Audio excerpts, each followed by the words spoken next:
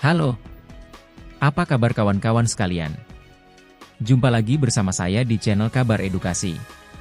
Channel yang memberikan informasi mengenai aparatur sipil negara dan informasi edukasi lainnya. Pada kesempatan ini, kami akan memberikan informasi mengenai seleksi pertama pegawai pemerintah dengan perjanjian kerja atau P3K gelombang pertama terkait tentang nasib rekan-rekan honorer kategori 2 ke depannya. Sebelum kita masuk ke pembahasannya, bagi teman-teman yang baru bergabung silahkan untuk klik subscribe dan nyalakan lonceng notifikasinya agar kawan-kawan sekalian mendapatkan informasi terbaru mengenai aparatur sipil negara. Berita ini kami kutip dari RRI.co.id. Pendaftaran pegawai pemerintah dengan perjanjian kerja, PPPK, gelombang pertama tahun 2024 telah dibuka dari tanggal 1 hingga 20 Oktober.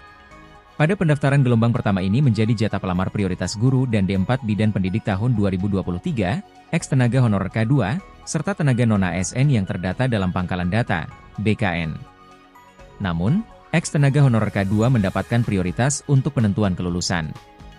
Hal itu disampaikan Kepala Bidang Pengadaan, Pembinaan dan Informasi Kepegawaian BKPSDM Pamekasan, Mustain Ramli. Kalau tes kompetensinya sama, tetapi untuk pengangkatannya diprioritaskan ex-tenaga honorer K2, diungkapnya, Rabu 23 Oktober tahun 2024.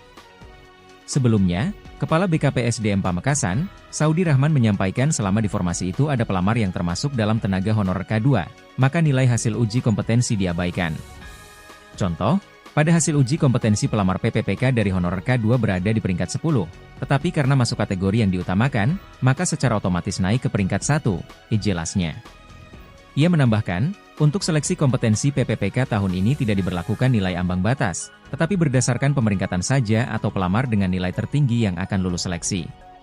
Sementara, pelamar yang telah mengikuti semua tahapan seleksi PPPK namun tidak dapat mengisi lowongan kebutuhan dapat dipertimbangkan menjadi PPPK paruh waktu. Demikian informasi yang dapat kami berikan mengenai bagaimana nasib honorer kategori 2 dalam proses seleksi P3K tahun ini. Semoga bermanfaat.